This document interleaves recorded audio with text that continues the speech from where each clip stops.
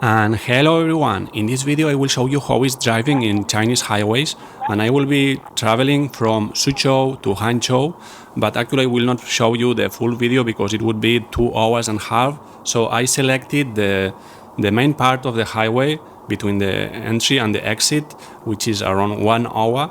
But maybe this will be a too long video, so probably I will show you for a while, and if there is some interest I will record the next parts of this footage that I have from this trip. So actually this is a trip that I do quite often. Every week I go from Hangzhou to Suzhou and back, but this one is a bit different from usually because this is during a national holiday of the 1 of May, which is quite important holiday in China. So it's a holiday for all the week. So you see in the date, in the corner of the image, it's the 3rd of May. So this during the holiday. And I'm going back to Hangzhou during this period in which the highway is free. So usually I pay for this around 150 kilometer trip, around 60 RMB or 65 RMB.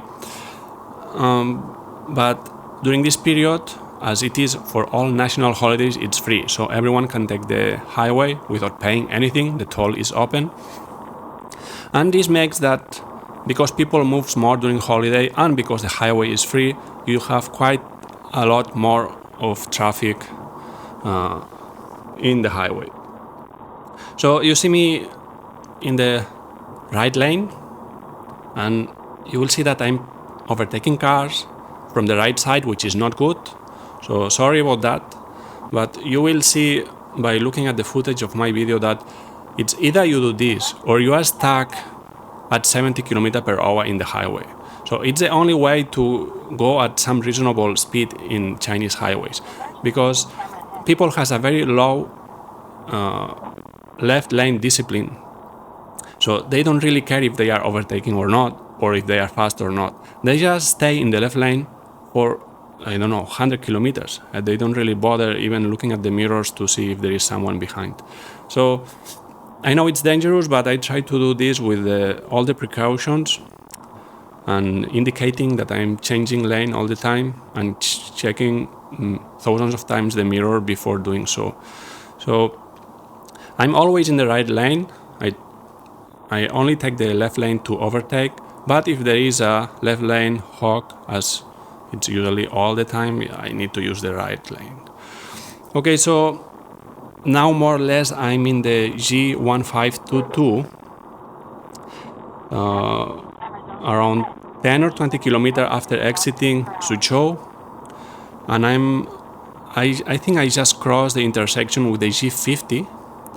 So in a while I will take the exit to the S12, which is a higher level highway.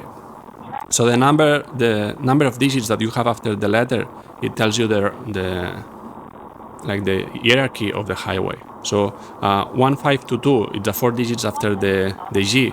It's it's the belt or the interurban highway of Suzhou, and then I will take the S12, which it's like the interprovince highway, something like that. I'm not really sure, but I understand that it works like that. So here I'm circulating at more or less, probably I'm at around 100 km per hour. You see the traffic is quite dense, so you cannot really reach 120 in these conditions. Usually the speed limit is 120 in Chinese highways. So this is the same as most of Europe. Spain is 120, Belgium is 120 if I'm not wrong, France is 130, the Netherlands is 130, Germany, most of the parts are with no limits. So these are the countries in which I drove, so I know what are the limits. So China is similar to Spain, Belgium, and I think many other European countries in this sense. The difference is that here the discipline of going to the right lane, if you are not overtaking, is so low that you almost never you can use 120 km per hour in a Chinese highway, even when there is almost no one. Even if there is only 2 cars in 10 kilometers, these 2 cars will be in the left lane at a much lower speed than the limit. So it's quite difficult to reach the nominal speeds of these ways. And you see, this bus was just staying in the left lane. He doesn't really care if he's at 80 km/h. So you see all the line of cars in front of me doing some slalom to overtake trucks and buses.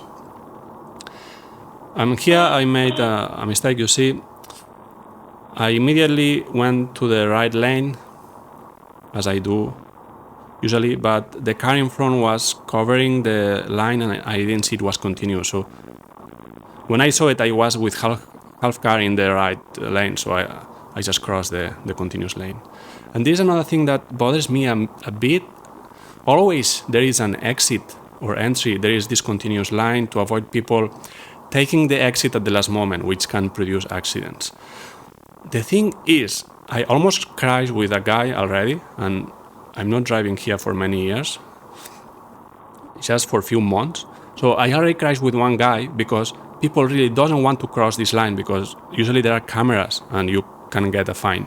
So he was a bit distracted, I guess, and he just stepped a bit on the line and then changed the lane like super violently, and he didn't look at the mirror, so I need to avoid him like in extremis at the last moment. So they really prefer crashing with a car than stepping on a continuous line.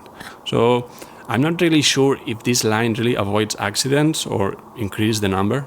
But anyways, I'm getting used to these continuous lines, which I find quite annoying because I think they even incentivate this bad habit of being continuously in the left lane, because if you go to the right lane when you are not overtaking, it could happen that you are stuck in a continuous line behind a slow truck like this you see here.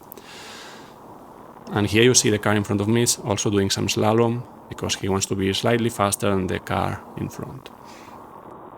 So now we are already more or less out of Suzhou, I guess around 30 kilometers outside Suzhou. You see the traffic starts to be a bit more fluid. It's not like 120 km/h, but maybe it's 100, 110 at this point.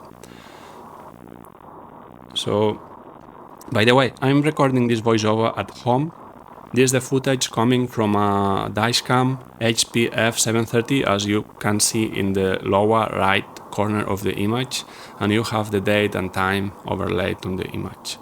The reason why I'm doing the voiceover at home is because the sound of the dashcam is so nasty. I think it's because it's attached to the windshield, so it picks all the low frequency of the wind and the vibrations of the car.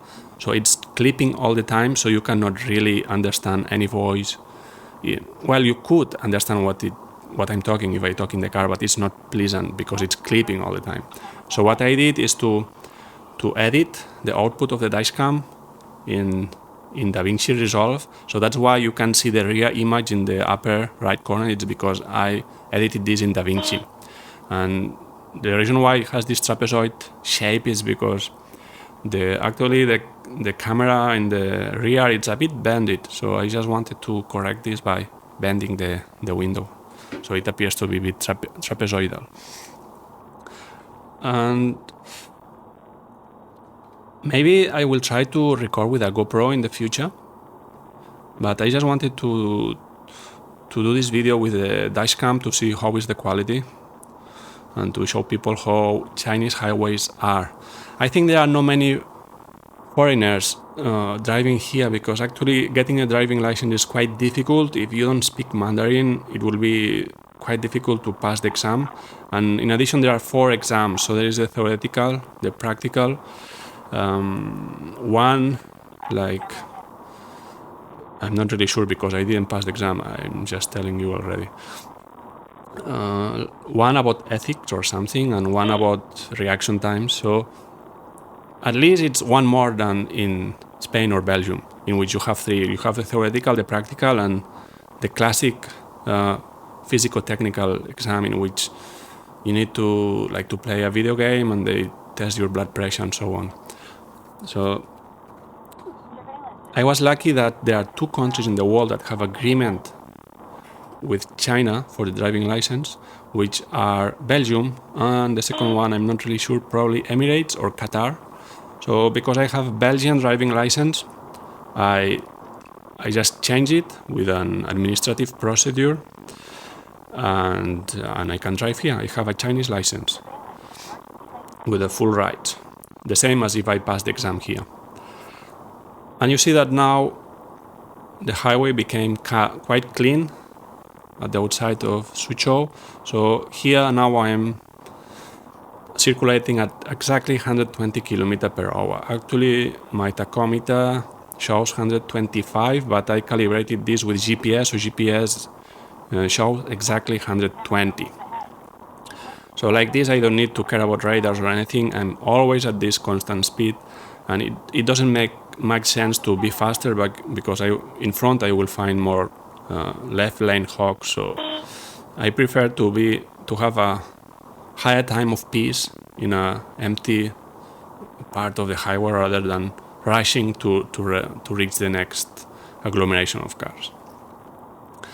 Let me see if I can read some panels to see where we are now. And we see some people in the right side. It seems they had some problem. We are still in the G1522, but approaching to the derivation that will bring us to the S12. And we see these yellow lines to wake up sleeping people.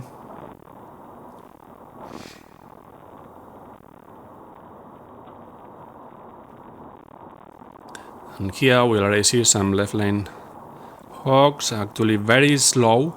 I guess they are at 90. And I don't really understand the mentality why someone would be at 90 km per hour in the highway. And we see this guy between the two lanes without any indicator. I'm using the horn to wake him up. And what you hear is my voice actually complaining. I'm alone in the car, but I may say something when I meet people like that. I want to pass him from the right lane, but you see there is a truck in front, so I'm not really sure if he will accelerate or not.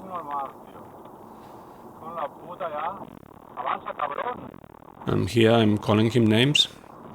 But yeah, when you find something like this, what can you do? It seems he's deaf or something. He's insensitive to my horn. He is not getting to the right lane, he's not accelerating, he's not doing anything.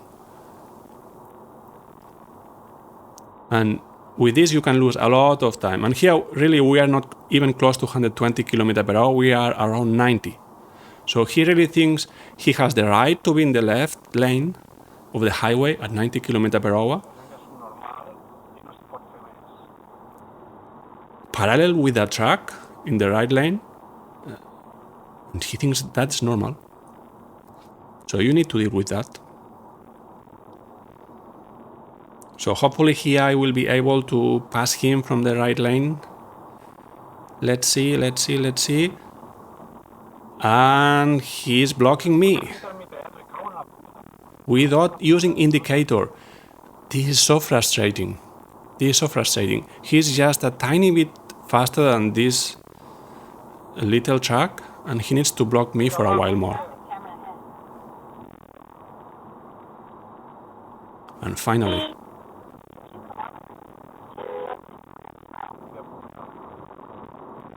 And you heard this horn, like beep, and then map. The first one, it's this Dashcam, which has a lane change detector. So in case you are sleeping and the cars slowly drift and you cross a lane, it will make this sound to wake you up. And then the second horn is myself to complain about to that driver.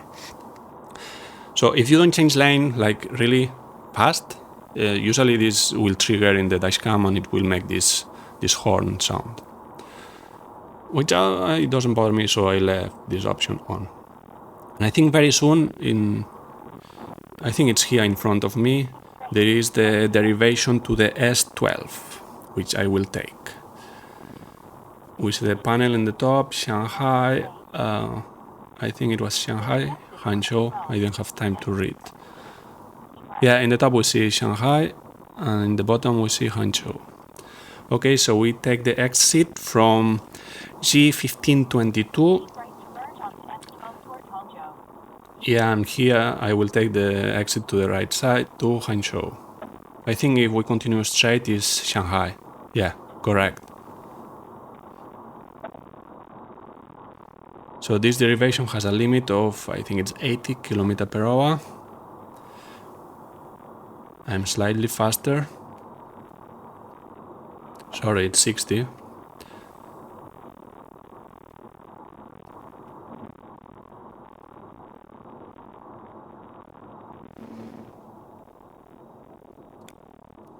And we are joining S12, which, if I'm not wrong, in a while will become... No, we didn't join yet. We are still in the circuit.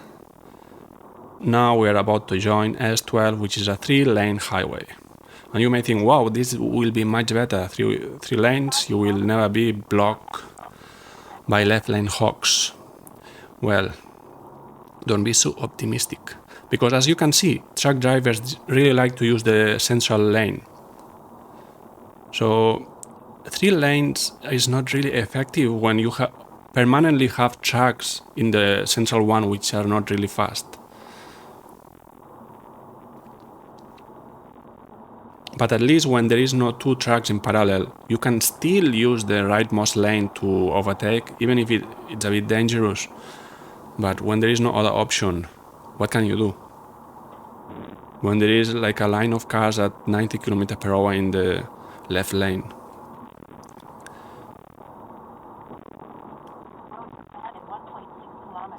So here the circulation looks quite fluid. Probably here we are close to nominal speed. Probably we're at 110, 115. And this is the lane change indicator of my HP F730X. And here, let's see if we can see the panels in top. You will see the speed limitations, which are quite bizarre. You see the left lane is limited at 120, but in this 3-lane highway, the central one is limited at 100, the right one is limited at 80, which incentivizes this bad habit of using the left lane permanently. Of course, I don't care about these limitations. They are quite meaningless, because radars will trigger at 120 regardless of the lane. So you can drive at 120 if the highway is empty in the right lane without problems. So I don't really know why they use these limitations. They really reduce the capacity of the infrastructures. I have to say the infrastructure is quite good. The highway network is very well maintained. The asphalt is in good condition. I would say it's at the same level as Europe. I live in several countries in Europe. I use several highways. I would say the maintenance and the quality of Chinese highways is equal to Spanish paying highways. So the ones with tolls are a bit superior to Belgian highways, but I have to say Belgian highways are all free. There is no toll. So there is some point supporting Belgian highways because they don't have tolls. The government wants to save some money for maintenance, I guess, and because Belgium is very rainy, also this degrades faster the layers below the asphalt, so it's normal that asphalt will have more bumps and more irregularities. German highways are better than both Spanish and Belgian and Chinese. And French highways, I would say the free highways are similar to Chinese and Spanish, and the paying highways in France are superior, like are German level. They're very well maintained, and the average speeds there are so high. This is not an official thing, but in paying highways in France, so highways with toll, you rarely will find a radar. You will find radars like every 50 kilometers, but they are always indicated. They don't put like hidden radars. So the limitation is 130, but the average speed of people is 140, 150. In long trips, people just put the cruise control at 140, 150, and just rise a bit the feet when they find a radar every 50 or so kilometers. So yeah, trips take quite short a time in France and other countries. Okay, so this all this part of S12 is being quite pleasant, I would say. Not many cars, and if we can eventually find some left lane hogs, we just use this center lane, so that's quite pleasing, I would say.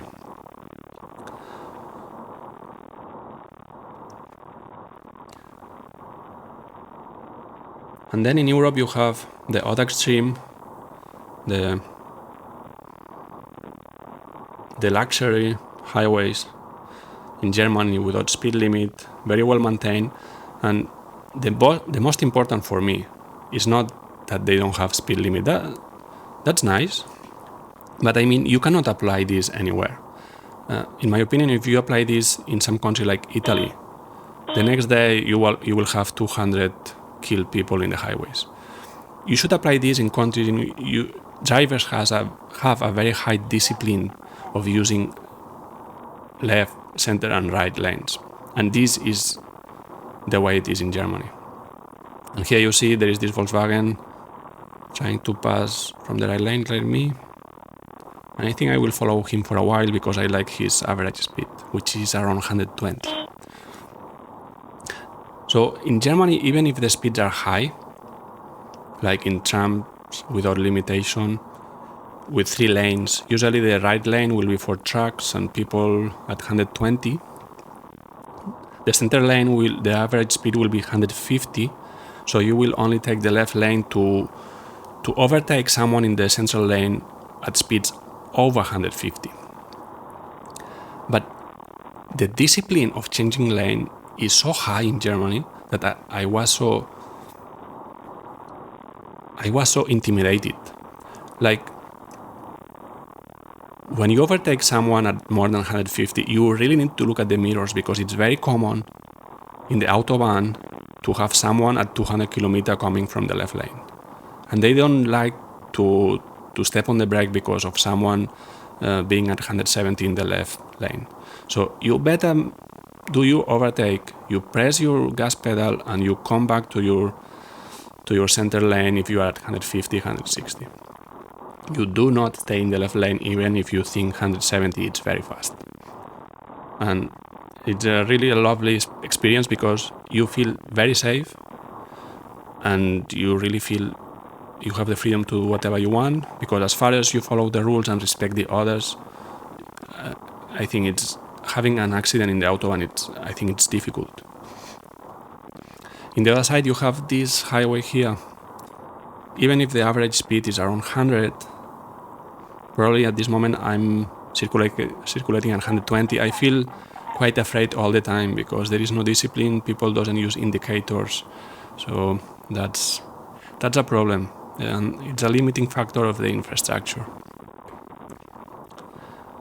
I think one of the problems is that the development of highways in China has been very fast. In the year, I think it's in the 1988, they had 0 kilometers of highways. I may be wrong, but if they had some highway at that year, it was very few. And now it's a single country in the world with more kilometers of highways, and they are still building more and more at a crazy rate.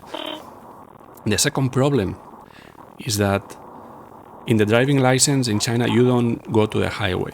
This is different to other countries in which it's mandatory to have some part of highway in your driving license. And during the first year after getting the driving license, you are not allowed to go to the highway. After 1 year, they suppose that you already have enough experience. And here I made a mistake. I went to the right side to overtake, and this guy was taking the exit, so he's slowing down like at 70 per hour. So the thing that they don't teach highway use in auto école, in driving schools, and the fact that it takes 1 year for people after starting driving to go to the highway, it makes that people already start taking some bad habits, and they don't really know what's the correct use of a highway, and this is the result. There's a very good infrastructure with a very low capacity because of the low discipline of drivers that I don't think they have bad intention, but they really don't have the knowledge they need to use this properly.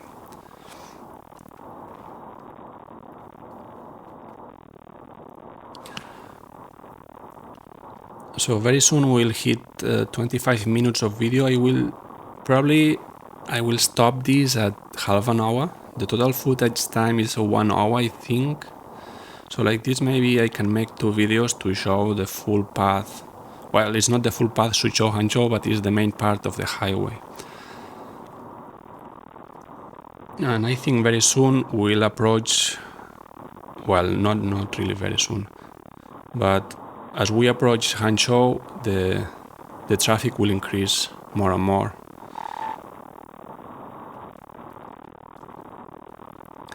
The car I'm driving is an Audi A3 limousine, which is the equivalent of the sedan version in the West. Actually, it's very, very similar to the sedan in US, which is slightly different to the European version. And this has the S-line trim, which it has a interesting difference in the interior with respect to the Western version, is that the air vents have this red ring, which you only find in the RS version in Europe. So I was quite pleased to see this the first time, because it looks like you are driving an RS while actually you are driving just an A.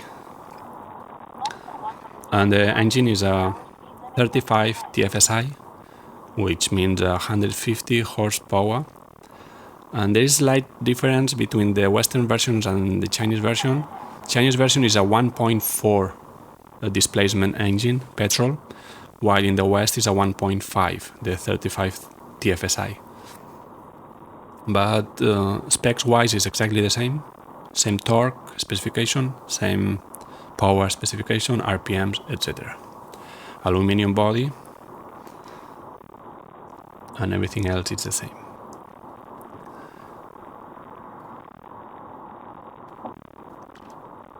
Here we're approaching a nice bridge, which, if I'm not wrong, it indicates that we're at 10 kilometers from the derivation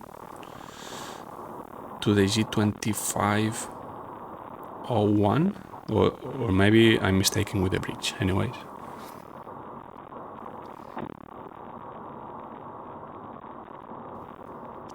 And the car is equipped with the S-tronic gearbox. Actually, it's the only option in China. Audi doesn't sell manual gearboxes in China since a few years ago, same as BMW and Mercedes. Only automatic gearboxes for the Chinese market. I think it's the same in Europe.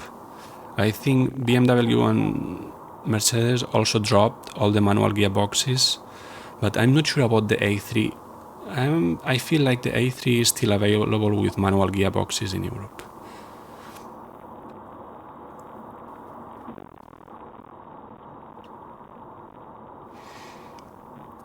The consumptions I'm doing in this trip, the lowest I did is 5.5 liters at 100 per 100 kilometer for the full 158 kilometer trip from Suzhou to Hangzhou.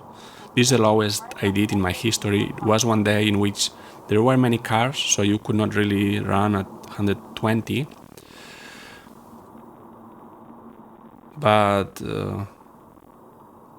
I mean, the speed was quite low, but it was constant. So you were not accelerating and braking continuously, and there was no traffic jam. And the highest I did probably 6.2 during the night when there is no traffic and you can really be at 120 all the time or slightly above, like 130. So this is the range of consumptions between 5.5 and 6.2, combining highway and a bit of urban, but mostly highway.